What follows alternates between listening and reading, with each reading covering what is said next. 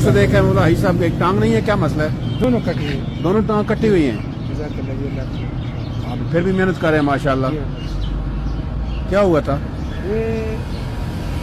मैं फौजी हूँ, फौज? सियाचिन ग्लेशियर में। अच्छा अच्छा, वहाँ से कट गई थी, उसमें वो बर्फ लगी थी ना, बर्फ की वजह से ब्लैक हो जाती है।